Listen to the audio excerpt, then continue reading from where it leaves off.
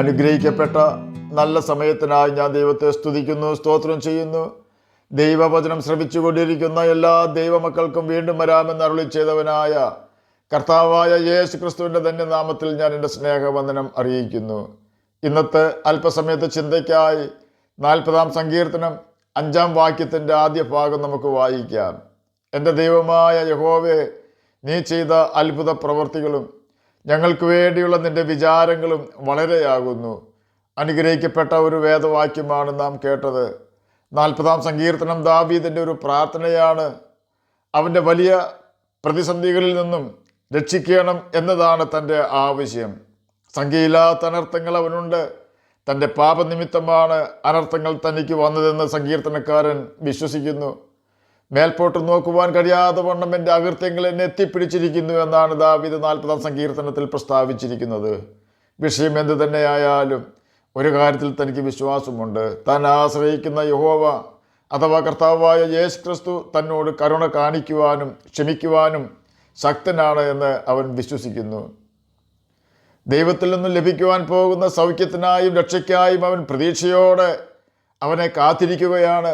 അവൻ്റെ വിശ്വാസം ബലപ്പെടുന്ന ചിന്തകൾ ദാവീദിൻ്റെ ഹൃദയത്തിൽ ഉള്ളതിനാൽ അവൻ പറയുകയാണ്, ഞാനോ എളിയവനും ദരിദ്രനുമാകുന്നു, എങ്കിലും കർത്താവ് എന്നെ വിചാരിക്കുന്നു. 40-ാം സങ്കീർത്തനം 17-ാം വാക്യമാണ് നാം കേട്ടത്. ദൈവത്തിന് നമ്മെക്കുറിച്ച് ഉത്തരവാദിത്വമുണ്ട് എന്ന അറിവ് നമുക്ക് മുന്നോട്ടുള്ള ആത്മീക ജീവിതത്തിന് മുതൽക്കൂട്ടാണ് എന്നതിന് സംശയമില്ല. എല്ലാ സാഹചര്യങ്ങളും അനുകൂലമായിരിക്കുമ്പോൾ നമുക്ക് ദൈവത്തിൽ വിശ്വാസമുണ്ട് എന്ന് പറയുന്നതിൽ വലിയ കാര്യമില്ല. എന്നാൽ കാര്യങ്ങളെല്ലാം കൈവിട്ടു പോവുകയും സഹായിക്കുമെന്ന് നമുക്ക് പ്രതീക്ഷയുള്ളവർ മാറി നിന്ന് കുറ്റപ്പെടുത്തുകയും ഒറ്റയ്ക്ക് നടക്കുവാൻ കഴിയാതെ വണ്ണം നാം രോഗികളായി തീരുകയും ചെയ്യുന്ന സമയം മിക്കവാറും എല്ലാവരും പറയും, ദൈവം ഇവനെ കൈവിട്ടു എന്ന്. ഇങ്ങനെയുള്ള സമയത്ത് നമുക്ക് യേശുവിൽ ആശ്രയിക്കുവാൻ കഴിയുമോ? യേശുവിൽ വിശ്വസിക്കുവാൻ കഴിയുമോ?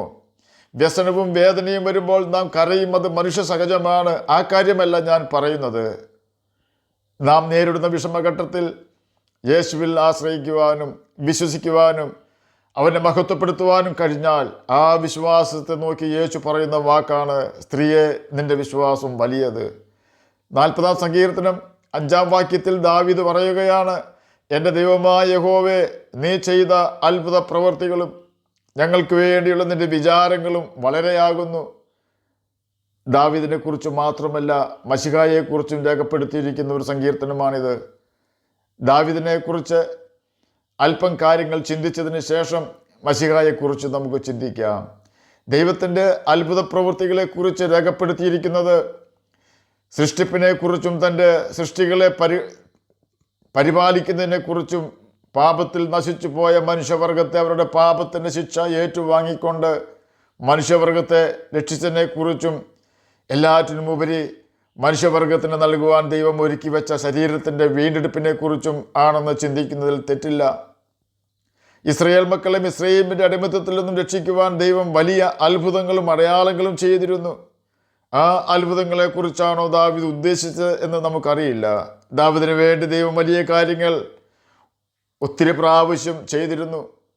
ദൈവം തൻ്റെ ജനത്തിനു വേണ്ടി ചെങ്കടൽ പിളർന്നതും യോർദാൻ വറ്റിച്ചതും മാറായ മധുരമാക്കിയതും മരുഭൂമിയിൽ മന്ന പൊഴിച്ചതും കാടപ്പക്ഷികളെ നൽകിയതും പകൽ തണലിനായി മേഘവും രാത്രി വെളിച്ചത്തിനായി അഗ്നിസ്തംഭവും നിർത്തിയതും ചുട്ടുപൊള്ളുന്ന പാറയിൽ നിന്നും വെള്ളം ചാടി പുറപ്പെടുവിച്ചതും എല്ലാം ഇസ്രയേൽ മക്കളുടെ നിലനിൽപ്പിനും അവരുടെ സന്ധാരണത്തിനും അത്യന്താപേക്ഷിതമായിരുന്നു. എങ്കിൽ മിസ്രയീം ജനത്തെ 10 ബാധകളാൽ ബാധിച്ചത് താൻ യഹോവയായ ദൈവമാണെന്നും താനല്ലാതെ മറ്റൊരു ദൈവമില്ല എന്നും മിസ്രയീം രാജാവായ ഫറവോനും അവൻ്റെ ജനങ്ങളും മനസ്സിലാക്കുവാനുമായിരുന്നു. ദൈവം നീതിയില്ലാത്തവനാണെന്ന് ഫറവോനോ അവൻ്റെ ആളുകളോ ഒരിക്കലും പറയുകയില്ല. പിന്നെയും മോശയോട് അവർ പറഞ്ഞത്, നീയും നിൻ്റെ ദൈവമായ യഹോവയും നീതിയുള്ളവർ എന്നാണ്. കാരണം ലക്ഷക്കണക്കിനായ ഇസ്രയേൽ മക്കളെ മിസ്രയീമ്യർ അടിമപ്പണി ചെയ്യിപ്പിച്ച് കഷ്ടപ്പെടുത്തിയിരുന്നു. കഷ്ടത്തിലായിപ്പോയ ഇസ്രയേൽ ജനത്തെ മിസ്രയീമ്യർ വിട്ടയച്ചിരുന്നെങ്കിൽ ഒരു ബാധ പോലും യഹോവ മിസ്രയീമ്യർക്ക് വരുത്തുമായിരുന്നില്ല. തൻ്റെ കഷ്ടതയുടെ നാളുകളിൽ ദാവീദ് ഈ കാര്യങ്ങളെല്ലാം ഓർക്കുന്നുണ്ട്. ദൈവം നമ്മുടെ ജീവിതത്തിലും ഇതുപോലെയുള്ള അത്ഭുതങ്ങൾ അല്ലെങ്കിലും എത്രയോ പ്രതിസന്ധികളിൽ നിന്നും രക്ഷിച്ചിട്ടുണ്ട്. അവയിൽ ഏതെങ്കിലും ഒരു കാര്യം നാം ഓർത്താൽ നിശ്ചയമായും പ്രതിസന്ധിയിൽ ആ ഓർമ്മ നമുക്ക് ആശ്വാസവും വിടുതലുമായി ഭവിക്കും. 103 സങ്കീർത്തനം 1 വാക്യത്തിൻ്റെ അവസാന ഭാഗത്ത് സങ്കീർത്തനക്കാരൻ പറയുകയാണ്, ദൈവത്തിൻ്റെ ഉപകാരങ്ങളൊന്നും മറക്കരുത് എന്ന്. 40 സങ്കീർത്തനം 5 വാക്യത്തിൽ ദാവീദ് പറയുകയാണ്, ഞങ്ങൾക്ക് വേണ്ടിയുള്ളതിൻ്റെ വിചാരങ്ങൾ വളരെയാകുന്നു. ഇസ്രായേൽ മക്കളെല്ലാവരെയും ഉദ്ദേശിച്ചാണോ ഞങ്ങൾക്ക് വേണ്ടി എന്ന വാക്ക് ഉപയോഗിച്ചതെന്ന് നമുക്കറിയില്ല. അങ്ങനെ ആയിരിക്കാം. ഇന്ന് ജീവിക്കുന്ന നമുക്ക് എല്ലാവർക്കും വേണ്ടിയുള്ള ദൈവത്തിൻ്റെ വിചാരങ്ങൾ വളരെയാകുന്നു എന്ന് പറഞ്ഞാലും തെറ്റില്ല. കാരണം ഇസ്രായേൽ മക്കൾക്ക് വേണ്ടിയും തന്നോടൊപ്പം മരുഭൂമിയിൽ ശൗലിനെ പേടിച്ച് ഒളിച്ചു ജീവിച്ച 400-ൽ അധികം ആളുകൾക്ക് വേണ്ടിയും ഇന്ന് ജീവനോടിരിക്കുന്ന നമുക്ക് എല്ലാവർക്കും വേണ്ടിയും ഉള്ള ദൈവത്തിൻ്റെ കരുതൽ അഥവാ വിചാരങ്ങൾ വളരെയാണ്. മിസ്രൈമിൽ നിന്നും ഇറങ്ങി പുറപ്പെട്ട ജനത്തിൻ്റെ വഴിയിൽ അവർ നേരിടുവാൻ പോകുന്ന ഒരു കാര്യവും അറിയാത്തവരായിരുന്നു. എന്നാൽ അവർക്ക് മരുഭൂമിയിൽ കൂടി യാത്ര ചെയ്ത് കനാൻ ദേശത്ത് എത്തിച്ചേരുന്നത് വരെ എന്തെല്ലാം കാര്യങ്ങൾ ആവശ്യമുണ്ടെന്നും അവർക്ക് സംരക്ഷണവും വിശ്രമവും ആഹാരവും വെള്ളവും ആവശ്യമുണ്ടെന്നും ദൈവത്തിന് അറിയാവുന്നത് കൊണ്ടും ദൈവത്തിന് തൻ്റെ ജനത്തെക്കുറിച്ച് കരുതലുള്ളത് കൊണ്ടും ജനത്തിനു വേണ്ടി സമയങ്ങളിൽ സകലതും ദൈവം ഒരുക്കി കൊടുത്തു. അതുകൊണ്ട് അവർ നിർഭയരായി മരുഭൂമിയിൽ കൂടി യാത്ര ചെയ്തു. ദാവീദിൻ്റെ കാര്യം മാത്രം എടുത്താൽ അവനും ശൗലിനെ പേടിച്ച മരുഭൂമിയിലും അന്യദേശത്തും വനാന്തരങ്ങളിലും ഒളിച്ചു കഴിഞ്ഞപ്പോൾ അവനും അവനോട് കൂടെയുള്ള സകല മനുഷ്യർക്കും ആവശ്യമായ ആഹാരവും വസ്ത്രവും സംരക്ഷണവും ധൈര്യവും യഹോവ നൽകിക്കൊണ്ടിരുന്നു. ഒരു ദിവസം ഞാൻ ശൗലിൻ്റെ കയ്യാൽ പട്ടുപോകുകയുള്ളൂ എന്ന് ദാവീദ് പറഞ്ഞപ്പോൾ യഹോവ ആ വാക്ക് കേട്ട് സങ്കടപ്പെട്ട് കാണും. എനിക്കും മരണത്തിനുമിടയിൽ 4 വിരൽ നീളം മാത്രം എന്ന് ദാവീദ് പറഞ്ഞപ്പോൾ ദൈവം ദുഃഖിച്ചു കാണും. കാരണം ദാവീദ് ഒറ്റയ്ക്കല്ലായിരുന്നു, അവനോട് കൂടെ യഹോവ ഉണ്ടായിരുന്നു. എവിടെയെല്ലാം അവൻ അലയേണ്ടി വന്നുവോ അവനെ ബലപ്പെടുത്തുവാനും സഹായിക്കുവാനും ദൈവം അവനോട് കൂടെ ഉണ്ടായിരുന്നു. 2 ശമൂവേൽ 5 അധ്യായം 10 വാക്യത്തിൽ അത് രേഖപ്പെടുത്തിയിട്ടുണ്ട്. സൈന്യങ്ങളുടെ ദൈവമായ യഹോവ തന്നോട് കൂടെ ഉണ്ടായിരുന്നത് കൊണ്ട് ദാവീദ് മേൽക്കുമേൽ പ്രബലനായി തീർന്നു. തന്നെയുമല്ല, കൊച്ചു കുഞ്ഞുങ്ങളെ സംരക്ഷിക്കുവാൻ മാതാപിതാക്കൾ ശ്രദ്ധിക്കുന്നത് പോലെ ദൈവം തന്നോടുകൂടെ യാത്ര ചെയ്തുകൊണ്ട് അവനെ സംരക്ഷിച്ചു കൊണ്ടിരുന്നു. ആ യാഥാർത്ഥ്യം ദാവീദ് തിരിച്ചറിഞ്ഞത് 2 ശമൂവേൽ 7 അധ്യായം 9 വാക്യത്തിൽ കൂടി യഹോവ ദാവീദിനോട് സംസാരിച്ചപ്പോൾ മാത്രമായിരുന്നു. നീ സഞ്ചരിച്ചു വന്ന എല്ലായിടത്തും ഞാൻ നിന്നോട് കൂടെ ഉണ്ടായിരുന്നു. നിന്റെ സകല ശത്രുക്കളെയും നിന്റെ മുമ്പിൽ നിന്നും ഛേദിച്ചു കളഞ്ഞിരിക്കുന്നു. 2 ശമൂവേൽ 7 അധ്യായം 9 വാക്യമാണ് നാം കേട്ടത്. എന്നെ കേൾക്കുന്ന പ്രിയ ദൈവമകനെ, ദൈവമകളെ, ദാവീദിന് വേണ്ടി മാത്രമല്ല ദൈവം കരുതുന്നത്, നമുക്ക് വേണ്ടിയും അവൻ കരുതൽ ഉള്ളവനാണ്. അതുകൊണ്ടാണ് ഒന്നിനെക്കുറിച്ചും വിചാരപ്പെടേണ്ട എന്ന് കർത്താവായ യേശു ക്രിസ്തു നമ്മോട് കൽപ്പിച്ചത്. അതുകൊണ്ടാണ് നിങ്ങളുടെ സകല ചിന്താകുലവും യേശുവിന്മേൽ ഇട്ടുകൊള്ളുക എന്ന് പത്രോസ് നമുക്ക് ബുദ്ധി ഉപദേശം തന്നത്. ഈ ഭൂമിയിൽ നമുക്ക് ജീവിക്കുവാനുള്ള ഭൗതിക നന്മകളെക്കുറിച്ച് മാത്രമല്ല യേശു കരുതുന്നത്.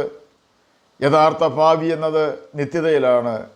ദൈവമക്കൾ എന്ന പദവിയാണ് യഥാർത്ഥ അവകാശം. ആ അവകാശം നമുക്ക് തരുവാനാണ് യേശു തൻ്റെ ജീവൻ നമുക്ക് വേണ്ടി കാൽവരി ക്രൂശിൽ യാഗമാകുവാൻ ഏൽപ്പിച്ചു കൊടുത്തത്. എല്ലാ പ്രതീക്ഷകളും മാനസാന്തരപ്പെട്ട കള്ളന് അറ്റുപോയിരുന്നു. ലോകപ്രകാരം ചിന്തിച്ചാൽ കള്ളനാകട്ടെ യേശുവിനാകട്ടെ ഒരു പ്രതീക്ഷയ്ക്കും വകയില്ലായിരുന്നു.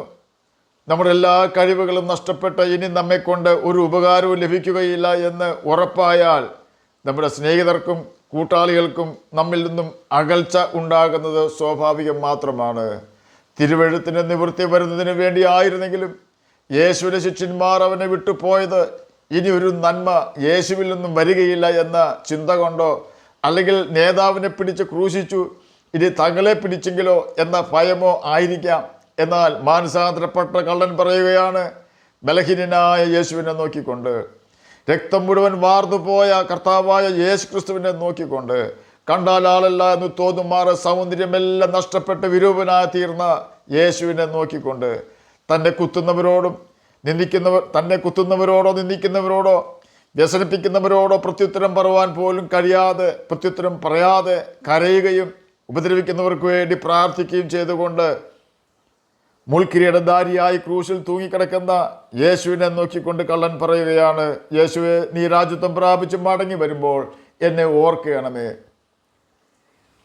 കള്ളന് മറ്റൊരു ആഗ്രഹവുമില്ല.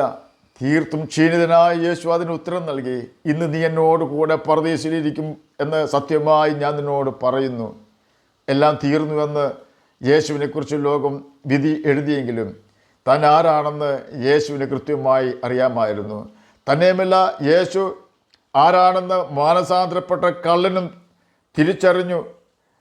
യേശുവിൻ്റെ 12 ശിഷ്യന്മാരിൽ യൂദാ യേശുവിനെ 30 വെള്ളിക്കാശിന് വിറ്റുകൊണ്ട് തള്ളിക്കളഞ്ഞപ്പോൾ മാനസാന്തരപ്പെട്ട കള്ളൻ തൻ്റെ ജീവനെ കളഞ്ഞുകൊണ്ട് യേശുവിനെ തൻ്റെ നാഥനായി, രാജാവായി, വീണ്ടെടുപ്പുകാരനായി സ്വീകരിച്ചു.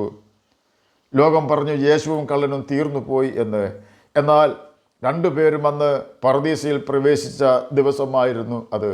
എന്നെ കേൾക്കുന്ന പ്രിയ ദൈവമകനെ, ദൈവമകളെ, സമാധാനം തരാത്ത ഈ ഭൂമിയിൽ പാപത്തിനും സാത്താനും അടിമകളായി ജീവിക്കുന്നതിനേക്കാൾ യേശുവിനെ അനുസരിച്ച് ജീവരക്ഷ പ്രാപിക്കുന്നതാണ് നമുക്ക് നല്ലത്.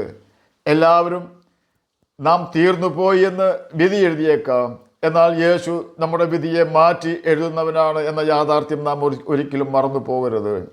ആകയാൽ യേശുവിൻ്റെ കൽപ്പനകൾ, യേശുവിൻ്റെ വചനം വായിക്കുവാനും അവൻ്റെ കൽപ്പനകൾ അനുസരിക്കുവാനും നിത്യജീവൻ അവകാശികളായി തീരുവാനും നമുക്ക് ഉത്സാഹിക്കാം. അതിന് കർത്താവ് നമ്മെ സഹായിക്കട്ടെ എന്ന് പ്രാർത്ഥിച്ചുകൊണ്ട് ഞാൻ എൻ്റെ വാക്കുകളിൽ നിന്ന് വിരമിക്കുന്നു. നമുക്ക് പ്രാർത്ഥിക്കാം. ഞങ്ങളെ സ്നേഹിക്കുന്ന സ്വർഗീയ പിതാവേ, നല്ല വചനത്തിനായി ഇങ്ങനെ സ്തുതിക്കുന്നു, സ്തോത്രം ചെയ്യുന്നു. എന്നെ കേൾക്കുന്ന ഏതെങ്കിലും പ്രിയപ്പെട്ടവർ രോഗത്താൽ ഭാരപ്പെടുന്നുവെങ്കിൽ അങ്ങ് അവർക്ക് രോഗസൗഖ്യം കൊടുക്കണമേ. പഠിക്കുന്ന കുഞ്ഞുങ്ങൾക്ക് പഠിക്കുവാനുള്ള ബുദ്ധിയും ജ്ഞാനവും ഓർമ്മശക്തിയും കൊടുക്കണമേ. വാർദ്ധക്യത്തിലായിരിക്കുന്ന പ്രിയപ്പെട്ടവർക്ക് പ്രത്യാശ നൽകി കൊടുക്കണമേ. ജഡത്തിൽ കഷ്ടത അനുഭവിപ്പാനിടവരാതെ സഹായിക്കണമേ. പ്രാർത്ഥന കേട്ടതിനായി സ്തോത്രം, യേശുവിൻ്റെ നാമത്തിൽ തന്നെ ആമേൻ. കർത്താവ് എല്ലാവരെയും അനുഗ്രഹിക്കട്ടെ. സ്തോത്രം.